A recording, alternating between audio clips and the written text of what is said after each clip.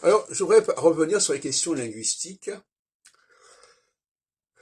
de ce que j'appelle les réductions, la réduction. Par exemple, le passage du pluriel au singulier, du féminin au masculin.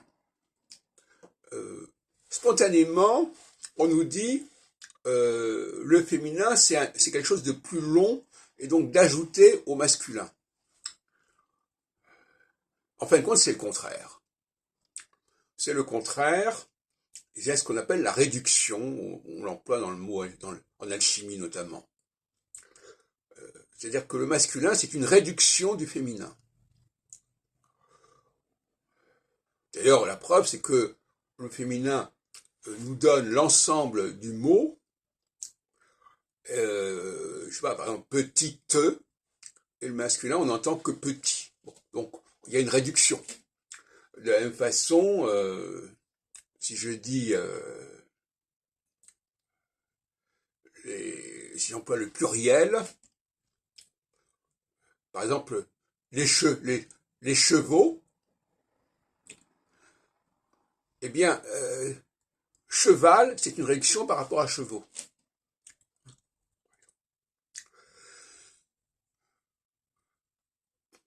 Et je voudrais aller un peu plus loin dans mon discours, sur lequel je reviendrai probablement.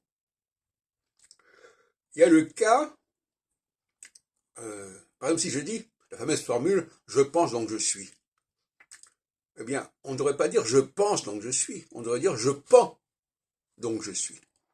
Parce qu'au masculin, ou au singulier, le singulier doit être plus court que le pluriel.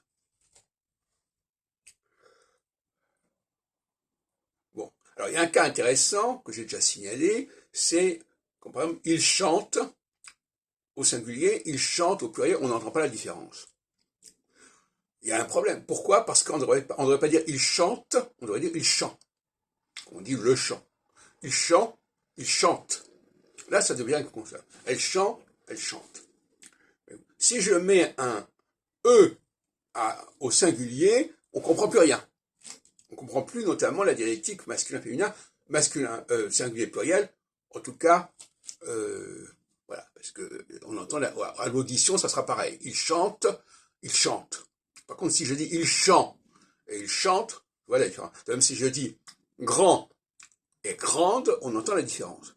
Donc, il faut restituer la différence entre le singulier et le pluriel, ce qui est d'ailleurs souvent le cas. Par exemple, effectivement, ils prennent, il prend.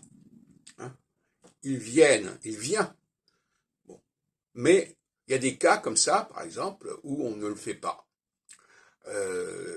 Et c'est cette catégorie-là que j'avais signalée en particulier. Mais en réalité, c'est effectivement une exception.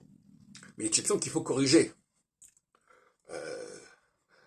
Il n'est plus possible d'employer au singulier des formes où il y a un E à la fin, qui est justement la marque du féminin et la marque de la prononciation générale du mot.